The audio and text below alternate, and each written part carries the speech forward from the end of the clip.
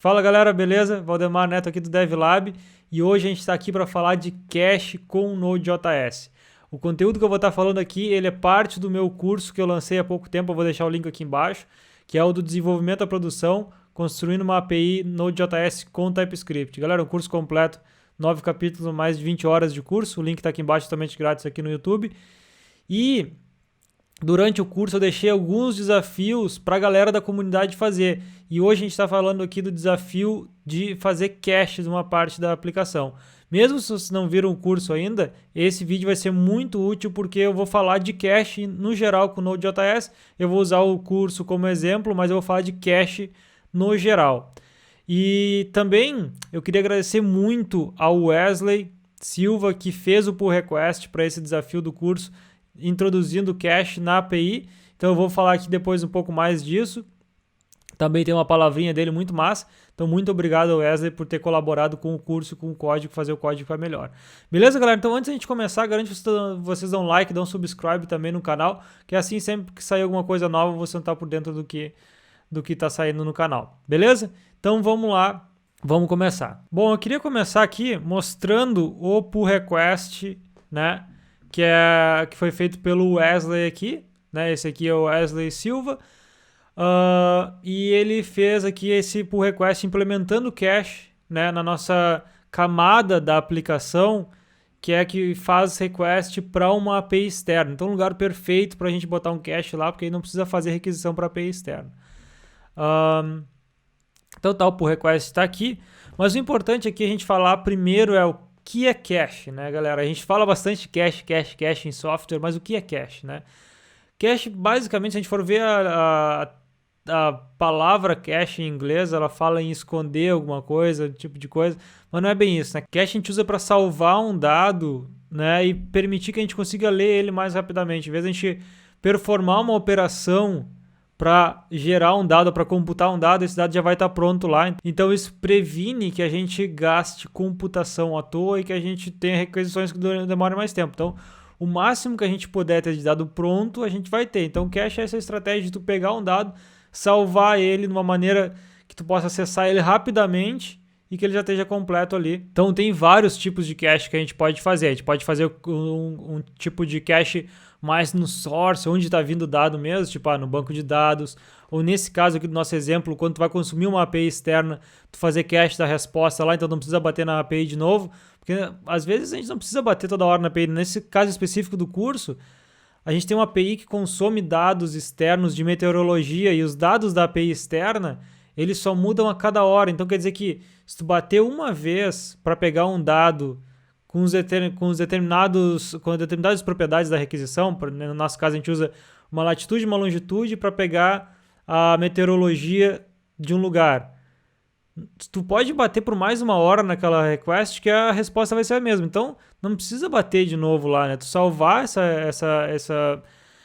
esses dados locais e não precisar bater nessa API de novo é perfeito para fazer cache. Então, mas tem outros momentos que tu pode fazer cache também. Tu pode fazer cache depois da lógica. Imagina que tu pega a lógica dessa API externa, calcula ela. No nosso caso aqui a gente calcula rating, esse tipo de coisa. A gente podia fazer cache lá também. A gente pode fazer cache logo antes de devolver a resposta para o usuário. Tem vários lugares que tu pode fazer cache. Assim como tu pode fazer cache também no front-end, né? Tu pode fazer cache na camada de comunicação entre o front-end e o back-end. Mas aqui, especificamente, a gente vai estar falando de cache na camada de comunicação externa, ou seja, nossa aplicação, na camada de comunicação com essa API externa que a gente usa no curso. Então, para que a gente não precisa bater nela tão frequentemente, né? Porque seria desnecessário e causaria mais latência para o usuário. Então, esse é o lugar que a gente botaria cache. E outra coisa que é importante a gente falar, né, também é quais são as ferramentas que a gente tem para cache hoje em dia. Eu vou falar aqui de duas que são muito conhecidas, acho que são as mais conhecidas no mundo das aplicações web, que é o Redis e o Memcached. Eles são basicamente... Esse aqui é o Redis, né? Então, é o site do Redis aqui. E esse daqui é o Memcached, né? Eu vou deixar o link para eles no vídeo aqui. Mas o que é interessante? Esses serviços, eles são serviços que tu roda eles né, como um serviço na tua máquina ou no teu servidor ou como for, e tu tem que manter ele. Mas ele a especialidade dele é entregar dados rapidamente. O Redis mesmo, tu consegue pegar dados com latência de 20 milissegundos, esse tipo de coisa. Ele é extremamente otimizado para devolver dados. E ele faz isso utilizando uma estratégia de chave e valor. Então, tu não tem uma, como é que se diz? Uma dinâmica muito grande, uma flexibilidade muito grande para fazer query dos dados, né? Os dados já têm que ser salvos o mais pronto possível e ser buscados os mais prontos possível. Mas, por outro lado, a vantagem é que a requisição é muito rápida, né? O dado é entregue muito rápido, muito mais rápido que se fosse buscado no banco de dados, por exemplo, calcular o dado ou bater numa API externa e calcular o dado.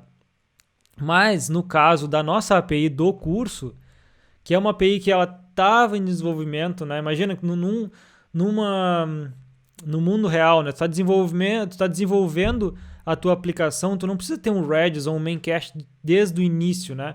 Às vezes tu vê uma oportunidade de botar um cache e tu quer uma coisa simples. O Node.js é single thread, que significa que a gente podia guardar coisa na memória do Node.js, mas gravar coisa na memória do Node.js não é uma coisa boa, porque tu vai ter que lidar com concorrência, salvar coisa em globais não é uma coisa boa também. E também tu ia ter que lidar com o lance de fazer aquele dado expirar. Então, no Node.js tem uma coisa muito útil, que é o Node Cache, que é um módulo extremamente simples de chave e valor de salvar coisas na memória, e ele te permite dizer quanto tempo os dados vão expirar. Ele tem uma API super simples de get e set para te salvar os dados lá. E foi esse que o Wesley escolheu para fazer na nossa aplicação. E eu gostei muito da aplicação dele, da maneira que ele fez. E eu acho que caiu muito bem na API do curso, que, né, na vida real ela estaria em desenvolvimento ainda, então não tem por que botar um Redis ou um main cache nesse momento. E a API do curso, ela consome essa API externa, que ela tem um limite de 50 requisições por dia. Então é perfeito para esse tipo de coisa. E também eu quero deixar aqui uma palavrinha do Wesley de por que ele fez isso, por que ele escolheu o Node Cache e o que ele aprendeu com isso. E depois a gente vai ver como ficou a implementação e vamos falar das vantagens e desvantagens de usar o Node Cache comparado com o Redis ou o Main Cache e esse tipo de coisa. E qual é o momento a gente migrar para uma ferramenta dessa? Beleza? Vamos ver o que o Wesley tem para falar aqui? Olá pessoal, eu me chamo Wesley Silva e eu sou analista desenvolvedor no Dot Digital Group, onde eu trabalho com Node e Vue.js. Inclusive estamos com vagas abertas aí para ser stack do curso. Bom, eu acompanho o canal do Valdemar já tem um tempinho, indicação de um colega meu no início da minha caminhada aí com o Node, e sempre foram conteúdos de extrema qualidade e pertinentes aí para o meu dia a dia. E eu acredito que esse foi o principal motivo aí para eu poder iniciar esse curso. Inclusive eu estou aqui para falar de um pull request que eu fiz referente a um desafio proposto pelo Valdemar, ali no finalzinho do curso. Esse desafio consistia na implementação de um cache para a chamada da API do Stormglass, né, que é a chamada que obtém os pontos de previsão. E como o conteúdo de cache estava fresco na minha mente, recentemente eu tive uma demanda do meu serviço em que a gente utilizou o cache. Eu tive a ideia de poder ajudar no curso, né, com essa implementação. Nessa implementação, eu utilizei o Node Cache para poder atender esse serviço, justamente porque ele é bem simples, não precisa de uma conexão externa, né? E para o domínio do curso, que é simples, ele atende super bem. Dentre as melhorias dessa implementação, ao meu ver, primeiramente, é a economia de requests feitas para a API do Stormglass, né? Como tem um limite diário para a versão free de 50 requests, não fazer a request toda vez que o usuário dá um F5 ali ou atualiza é algo bem útil, né? Vai dar um desempenho bom. E em contrapartida também tem a maior fluidez ali na SPA, né? Como as requests da rota forecasts vão ser respondidas mais rápidas, porque na maioria do tempo o usuário vai estar consumindo um cache, isso dá uma fluidez e uma experiência muito boa ali para o usuário. Durante essa implementação eu tive vários aprendizados, muitos deles após o review do Valdemar, que foi de ótima qualidade. E é isso, galera. Muito obrigado e bons estudos. Bom, beleza, galera. Então a gente já tem uma ideia de por que o Wesley escolheu o Node Cache e eu gostei bastante também. Eu revisei o pull request e aceitei, então quer dizer que eu também gostei. E E agora a gente vai ver como ficou a implementação antes e depois. Eu vou mostrar o código e depois a gente vai ver quais são as vantagens e desvantagens do Redis, do Node Cache, comparar um com o outro, para que vocês possam, na aplicação de vocês hoje, olhar e dizer, beleza, será que já está na hora de eu usar um cache aqui? Se eu vou usar cache, qual que eu vou usar? O Node Cache ou vou usar uma ferramenta externa como o Redis? Então eu quero que vocês, no final desse vídeo, consigam responder essas perguntas, beleza? Vamos dar uma olhada aqui no pull request, como é que foi feito pelo Wesley, depois a gente vai ver o código com mais calma.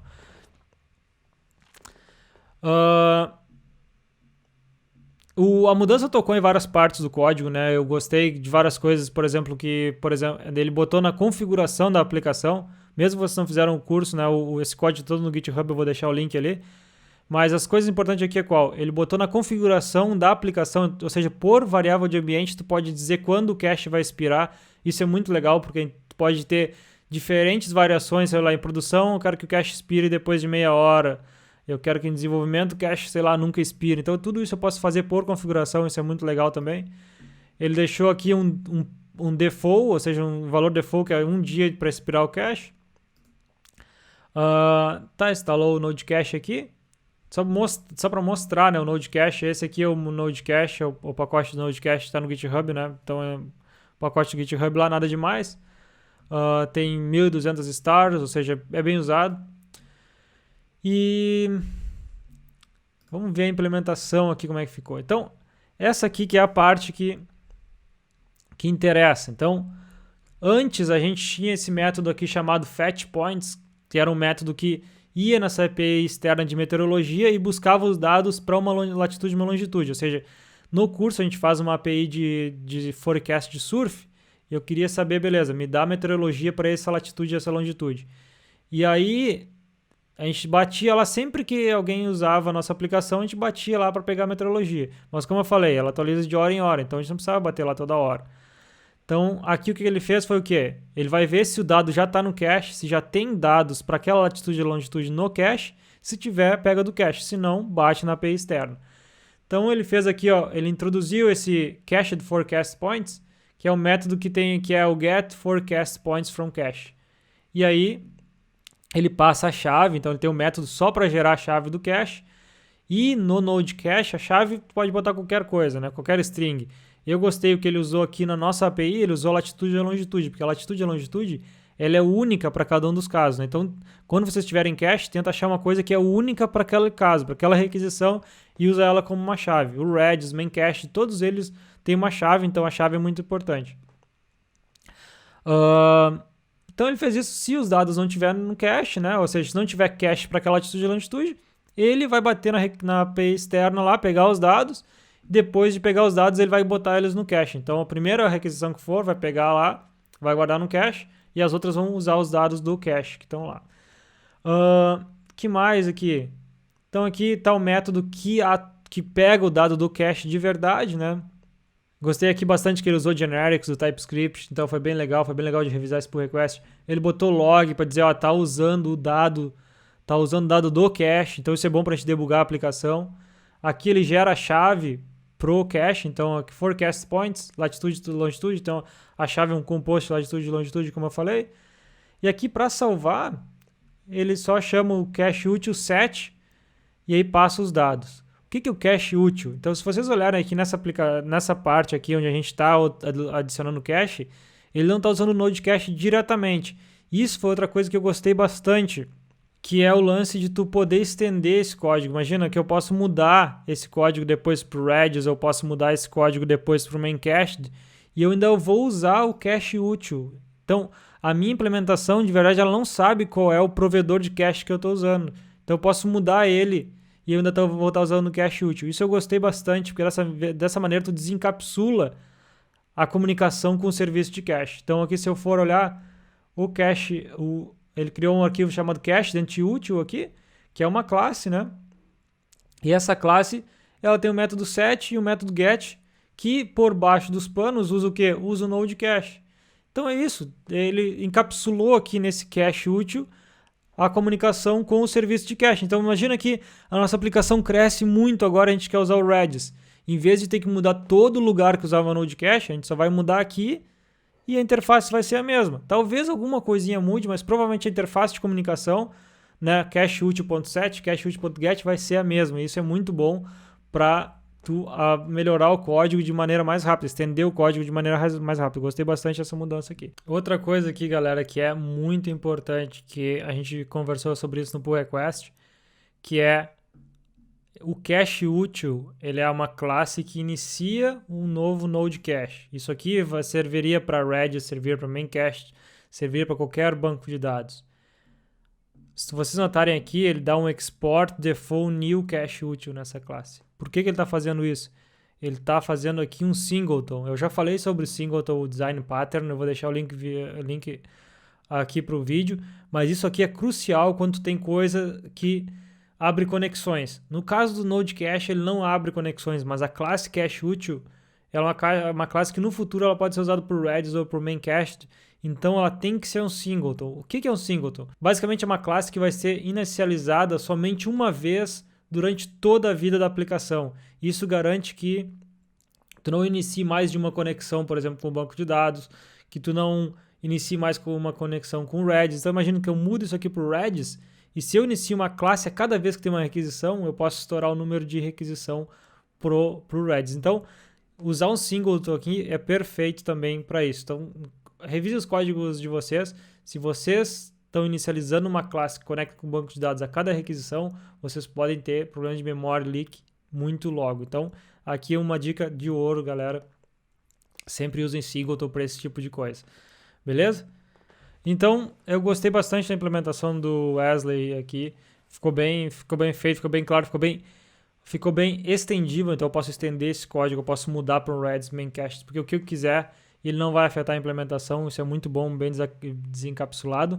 E é extremamente simples, ou seja, em vez de eu estar salvando dado em memória, ou globalmente ali direto, né? Em memória ele está salvando, mas salvando globalmente, eu estou basicamente usando uma biblioteca que me permite fazer isso, e tem coisa como Spiral e esse tipo de coisa. Agora a gente tem que ver qual que são as vantagens e desvantagens do Node Cache. Primeiramente, a vantagem dele é que é extremamente simples de usar. Tu instala uma dependência, tu sai usando aquela dependência ali, tu tem esse get set. A desvantagem dele, a primeira é, ele está guardando na memória do servidor, ou seja, na mesma memória que está rolando o teu serviço, ele está salvando as coisas na memória. Então tem que ter muito cuidado com quanto de dados tu está salvando, quanto tempo esses dados vão ficar lá, para eles não impactar a aplicação. Eu sugiro, a primeira coisa é o quê? Tu ter um monitoramento. Se tu vai usar isso aqui em produção, é tu ter um monitoramento de memória do Node Cache. O Node Cache em si, ele tem um método que é getStatus, acho que é, que ele te diz quanto dado tem salvo lá, quanto de memória ele está usando. Isso vai te dar uma ideia boa de saber se está usando muita memória ou não. Então, eu acho que para começar, começa com o Node Cache, que é muito legal, muito rápido de fazer. E daí, quando tu vê que está no momento de pegar uma ferramenta de log maior, tu muda para ela. Outra desvantagem do Node Cache é que ele é centralizado. Então, imagina que a tua aplicação no início tem um servidor só rodando ela. Então, tu está só fazendo cache na memória daquele servidor, mas se tu botar outros, se tu escalar horizontalmente, se tu tiver duas máquinas rodando, as duas vão ter que fazer cache da mesma coisa, porque o cache não é centralizado, elas não vão compartilhar aquele cache.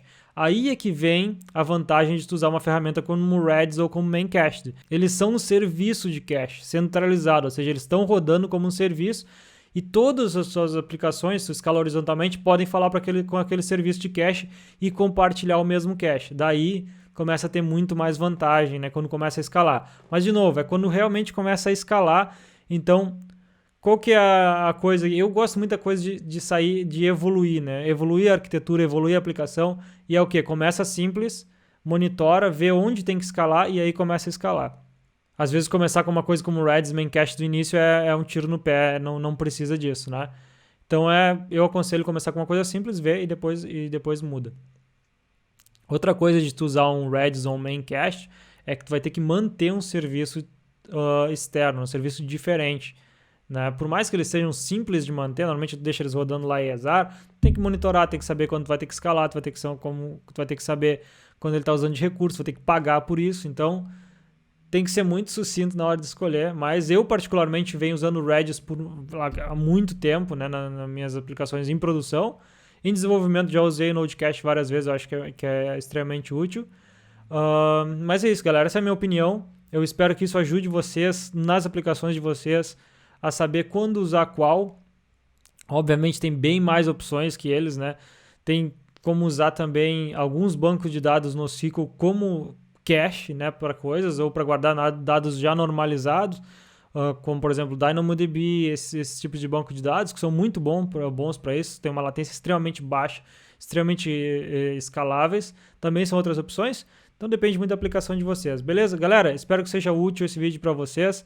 O link do curso está aqui para quem não fez o curso ainda. E de novo, muito obrigado ao Wesley que colaborou com o curso fazendo o desafio, gostei bastante. E vejo vocês no próximo vídeo. Valeu!